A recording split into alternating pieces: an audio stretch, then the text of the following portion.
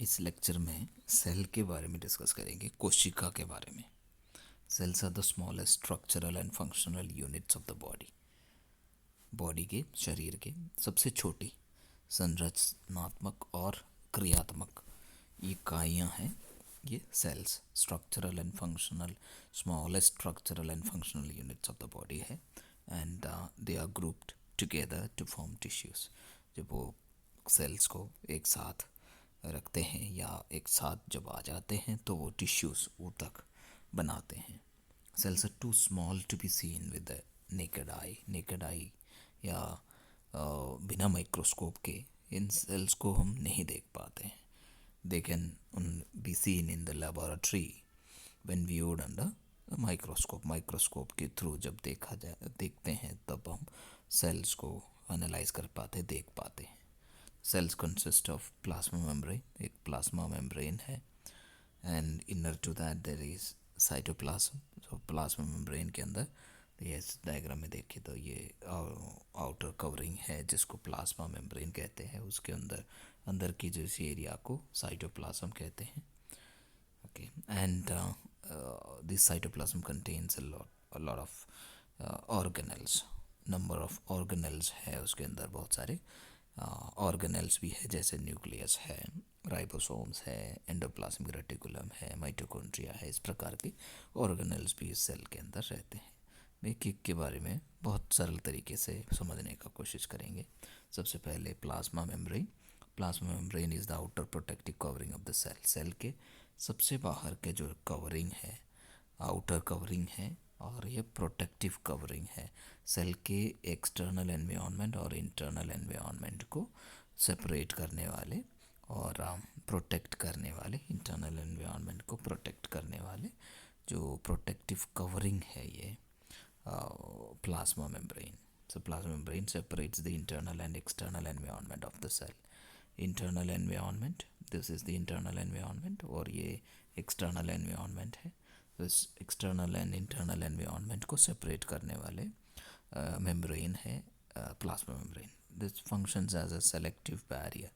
It is acting as a selective barrier है। Selective barrier means which is acting as a barrier which allow only specific substances to get into। कुछ चीज़ों को, कुछ substances को अंदर आने देते हैं और कुछ जो सेलेक्टेड सब्सटेंसेस को बाहर जाने देते हैं, तो इसलिए इसे एक सेलेक्टिव बैरियर कहते हैं। And it allows for selected entry and exit of substances into and out of the cell. The next है साइटोप्लाज्म। प्लाज्मा मेम्ब्रेन सबसे बाहर का आउटर प्रोटेक्टिव कवरिंग है। ये सेल का एक गार्ड है, एक गार्ड की तरह काम करते हैं। कुछ चीज़ें जो जो सब्सटेंसेस अंदर ज़रूरत है उसको अंदर आने देते हैं और कुछ सेलेक्टेड सब्सटेंसेस को बाहर जाने देते हैं। एक प्रोटेक्टिव कवरिंग है। Next cytoplasm. Cytoplasm is present inner to the plasma membrane. Plasma membrane के अंदर है ये प्लाज्मा मेम्ब्रेन, और प्लाज्मा मेम्ब्रेन के अंदर के इस एरिया को साइटोप्लाज्म कहते हैं। Cytoplasm inner to the plasma membrane and it contains all cellular constituents। इनके अंदर के सेल के सारे ऑर्गेनेल्स, ये सब को सेल के सारे कॉन्स्टिट्यूएंट्स इसके इस साइटोप्लाज्म के अंदर रहते हैं।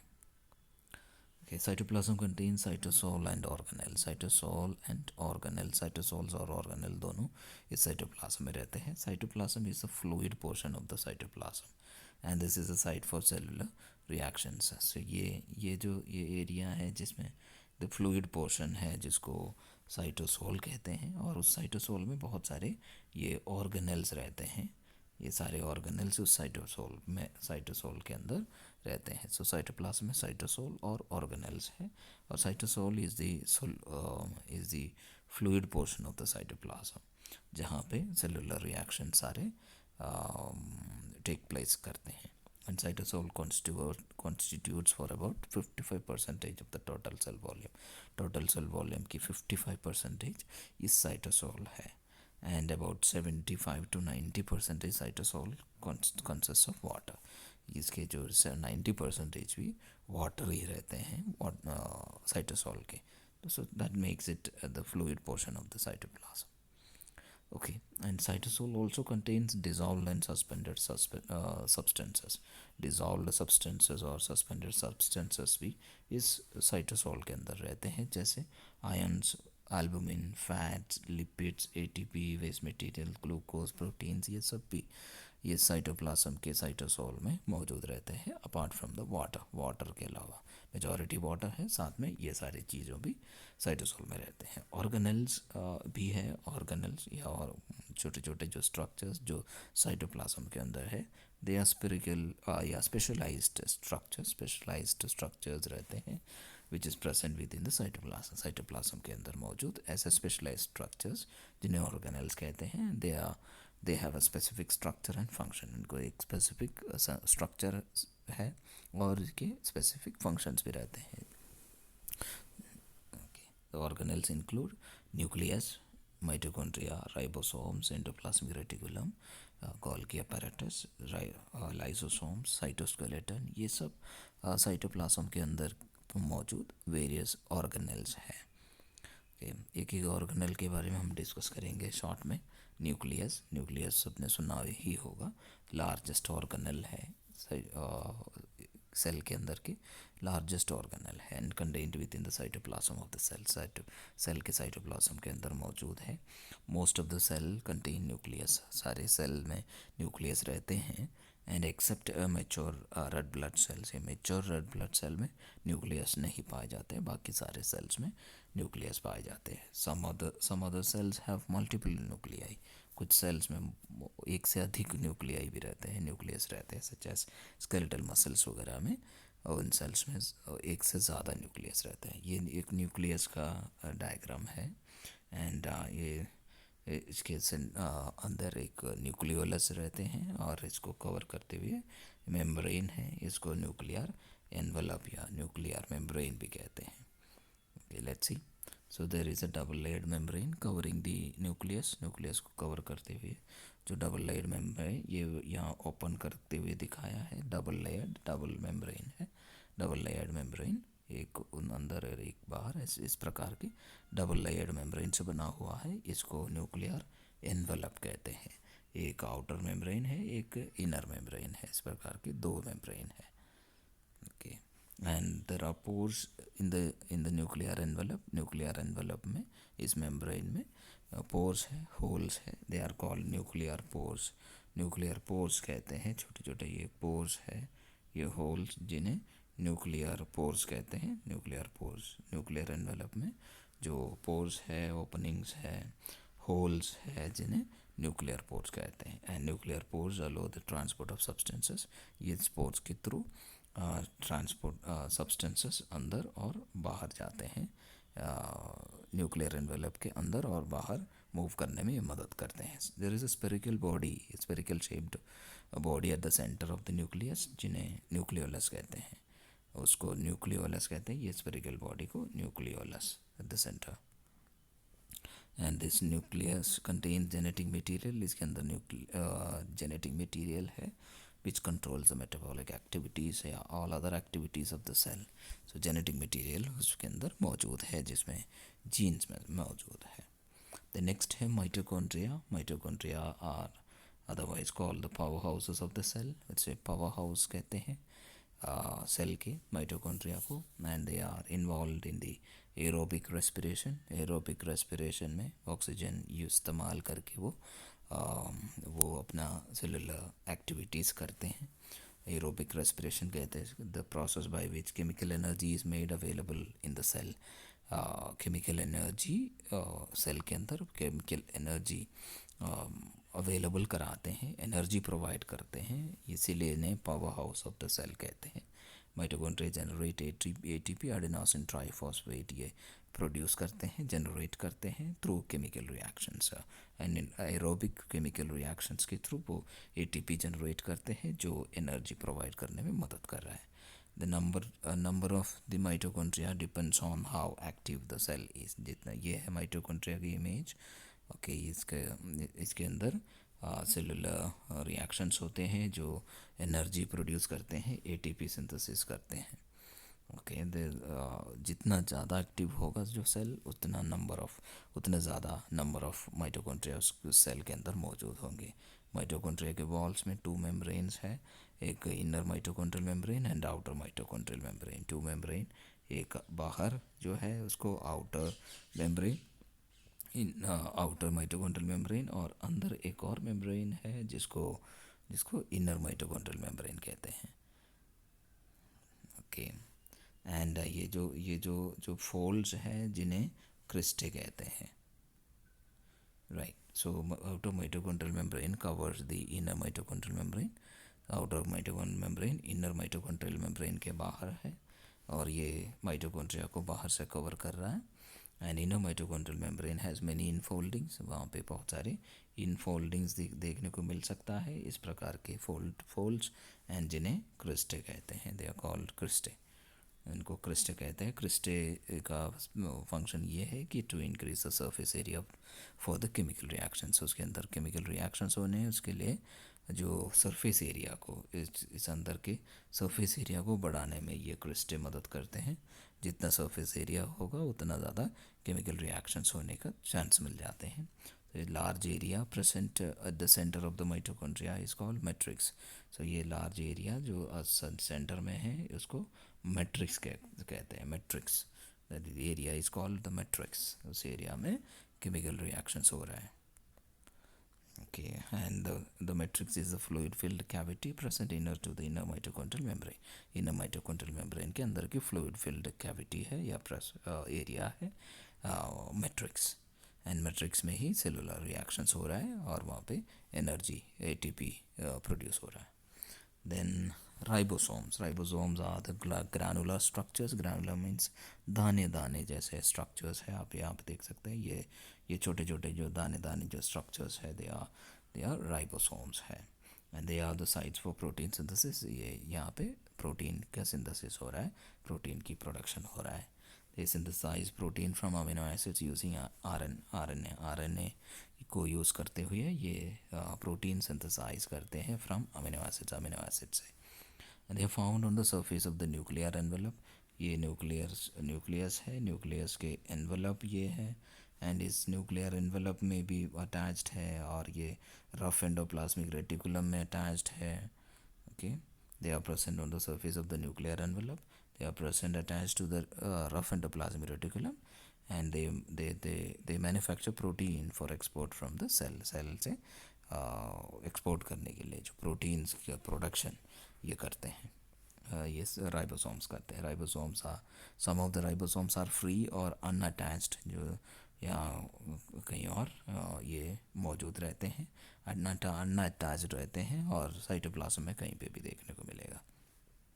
दे synthesise proteins within the cytosol. Cytosol के अंदर प्रोटीन को सिंथेसाइज करने में वो जो अनअटैच्ड राइबोसोम्स मदद करते हैं। And ribosomes are also present in the mitochondria. Mitochondria में भी मौजूद है, and they synthesize mitochondrial proteins.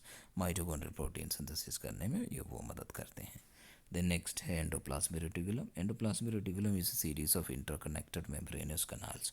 Interconnected membranous canals है, आप देख सकते हैं, ये पूरे जो है, दिस इज एंडोप्लाज्मिक रेटिकुलम। ये एक दूसरे से कनेक्टेड है, इंटरकनेक्टेड मेम्ब्रेनियस कनाल्स है, ये मेम्ब्रेनियस इंटरकनेक्टेड कनाल्स है। They extend from the nuclear envelope. ये यहाँ पे न्यूक्लियर एनवेलप, इस न्यूक्लियर एनवेलप से कंटिन्यू हो रहा है, एक्सटेंड हो रहा है, extend from the nuclear envelope. Okay, and they are involve in the transport of proteins. Protein जो सिंथेसाइज होते हैं उसको एक जगह से दूसरी जगह पहुंचाने में या उसको ट्रांसपोर्ट करने में ये मदद करते हैं, प्रोटीन के ट्रांसपोर्ट में। And there are two different types of endoplasmic reticulum. Two types of endoplasmic reticulum है, एक रफ एंडोप्लाज्मिक रेटिकुलम एंड दूसरा जो है smooth endoplasmic reticulum. Rough endoplasmic reticulum ये है, रफ एंडोप्लाज्मिक रेटिकुलम जिसके सरफेस रफ है because of the attachment of the ribosomes attached है, वो रफ अपीयरेंस को दे रहा है। और स्मूथ एंडोप्लाज्मिक रेटिकुलम, इनके वॉल्स पे कोई राइबोसोम अटैच नहीं है, वो स्मूथ सरफेस बनाते हैं उसके वॉल्स पे। Okay, then ribosomes are attached to the walls of the rough endoplasmic reticulum. Rough endoplasmic reticulum के वॉल्स पे राइबोसोम्स अटैच्ड हैं and they are sites for protein synthesis, वहाँ पे प्रोटीन का सिंथेसिस भी हो रहा है. And ribosomes are not attached to the wall of smooth endoplasmic reticulum. Smooth endoplasmic reticulum के वॉल्स पे राइबोसोम्स अटैच्ड नहीं है and they can help in synthesis of lipids, steroid hormones, lipids के, स्टीरॉयड हार्मोन्स के, इन सब के synthesis में मदद कर रहा है. And also help in the detoxification of some drugs. Drugs ड्रग्स की डिटॉक्सिफिकेशन में भी ये स्मूथ एंडोप्लाज्मिक रेटिकुलम मदद करते हैं. नेक्स्ट है गोल्गी अपैरेटस, या इसे गोल्गी बॉडी या गोल्गी कॉम्प्लेक्स भी कहते हैं. And these are the groups of closely folded flattened membranous sacs with bulging ends. यहाँ पे आप देखो क्लोजली पैक्ड, एक दूसरे से नज़दीक अरेंज्ड. ये एक मेम्ब्रेनस कनाल, दूसरे मेम्ब्रेनस कनाल, ये तीसरे मेम्ब्रेनस कनाल. एंड इन सब के जो एंड देखो, एंड देखने पे यहाँ पे देखेगा वो सब बल्ज्ड है, स्वलन है, ये सूजा हुआ एंड्स है इनकी. तो बल्ज्ड एंड वाला flattened, closely folded flattened membranous sacs with membranous sacs है और इनके एंड्स जो है बल्ज्ड है.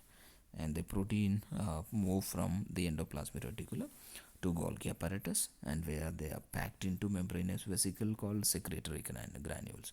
ये देखो secretory granules में ये पैक हो रहा है. इनकमिंग ट्रांसपोर्ट वेसिकल है, उसको यहाँ से यहाँ तक ट्रांसपोर्ट करने में ये मदद करते हैं. सेक्रेटरी वेसिकल्स को ट्रांसपोर्ट करते हैं ये. And the Golgi complex transport proteins to other regions of the cell. Cell की दूसरे रीजन्स में ट्रांसपोर्ट करने में, प्रोटीन को ट्रांसपोर्ट करने में ये मदद करते हैं सेक्रेटरी ग्रैन्यूल्स के थ्रू. द नेक्स्ट है lysosomes. Lysosomes are organelles covered by membrane. ये भी कुछ ऑर्गेनल्स है जो मेम्ब्रेन से कवर्ड है. ये आप देख सकते हैं मेम्ब्रेन इसको कवर कर रहा है, ये इसके इंटीरियर है लाइसोसोम्स के. Okay. And they are small spherical vesicles है. वेसिकल मतलब एक मेम्ब्रेन से कवर किया हुआ और उसके अंदर फ्लूइड कुछ भरा हो तो उन्हें वेसिकल कहते हैं. स्पेरिकल वेसिकल्स है containing different types of lysosomal enzymes. उसके अंदर बहुत सारे different types of lysosomal enzymes है. And the interior maintains a pH of 5. इसके इंटीरियर में लगभग 5 है उसका पीएच और असिडिक है and very acidic then that of the cytosol. Cytosol से ज़्यादा असिडिक नेचर मेंटेन करते हैं उसके अंदर इंटीरियर. और lysosomal enzymes they act best in acidic medium. Acidic medium में सबसे ज़्यादा वो एक्टिव रहते हैं. So lysosomes they act as waste disposal system of the cell. Cell का वेस्ट डिस्पोजल सिस्टम की तरह ये लाइसोसोम्स काम करते हैं. They digest unwanted materials in the cytoplasm. Cytoplasm के अंदर अनवांटेड मटेरियल्स को डाइजेस्ट करने में मदद करते हैं. वेस्ट डिस्पोजल सिस्टम है वो सेल की. Lysosomes they also help to recycle damaged cell structures. Damaged cell structures को recycle करने में ये मदद करते हैं. The next है cytoskeleton. Skeleton means जैसे हमारे बॉडी में बोन्स, स्केलेटन हमारे बॉडी को फ्रेमवर्क देते हैं, वैसे ही साइटोस्केलेटन मतलब सेल्स के स्केलेटन या वो जो फाइबर्स जो उसको शेप देते हैं. They are small protein fibres है. They include microfilaments, microtubules, centrosomes, cell extensions etcetera. ये सब उसके जो स्केलेटन है सेल की. And microfilaments they are the smallest protein fibres है, सबसे छोटे प्रोटीन फाइबर्स है. And they provide structural support. Structural support देते हैं सेल को and maintain the shape of the cell. Cell के शेप को मेंटेन करने में मदद करते हैं. Also helps in contraction of the cell as in muscle cell. Muscle cells में जैसे कॉन्ट्रैक्शन में भी ये माइक्रोफिलामेंट्स मदद करते हैं. तो ये है, इसमें बहुत सारे माइक्रोफिलामेंट, ये साइटोप्लाज्म है और माइक्रोट्यूब्यूल ऑर्गेनल्स वगैरह इसके अंदर दिखाया है. और ये जो सारे जो जो फाइबर्स टाइप का थ्रेड लाइक स्ट्रक्चर जो दिख रहा है ये सब इसके साइटोस्केलेटन माना जाएगा. माइक्रोट्यूब्यूल्स हैं, they are larger contractile protein fibres है, थोड़ा सा बड़ा कॉन्ट्रैक्टाइल प्रोटीन फाइबर्स है. They help in the movement of the organelles within the cell. Cell के अंदर ऑर्गेनल्स के मूवमेंट में मदद करते हैं. The movement of chromosomes during cell division. Cell division में क्रोमोसोम्स 2 पोल्स पे जाते हैं. ओके, सो वो उसके इन सब की मूवमेंट में ये माइक्रोट्यूब्यूल्स मदद करते हैं. And movement of cell extension. Cell extensions के जैसे सीलिया, फ्लैजेला वगैरह की मूवमेंट में भी ये माइक्रोट्यूब्यूल्स मदद करते हैं. Then centrosomes, they consist of a pair of centrioles. इसमें centrioles के एक पेयर रहते हैं. Centrioles are small cluster of microtubules. Microtubules के छोटा एक cluster है, group है. And the centrosomes play an important role during cell division. Cell division में ये मदद करते हैं. Then cell extensions है. Cell extensions में आते हैं cilia and flagella. Cilia and flagella, they extend from the cytoplasm. Cytoplasm से extend करते हैं.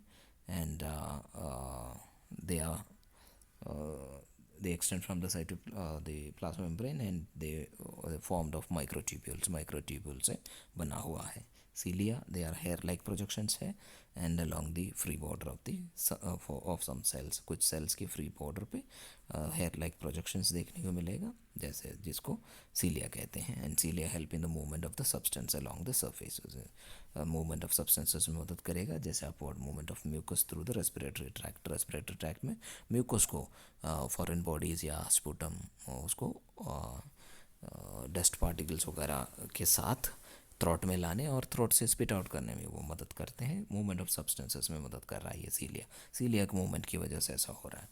And flagella, they are single long whip like structure. एक सिंगल लॉन्ग लंबे विप लाइक मतलब चाबुक जैसे लॉन्ग स्ट्रक्चर है. Help in the movement of the cell. Cell की मूवमेंट में ही मदद कर रहा है. जैसे tail of a spermatozoa. Spermatozoa का हेड, बॉडी और टेल रहते हैं, और वो उसको मूव करने में, आगे मूव करने में मदद करते हैं.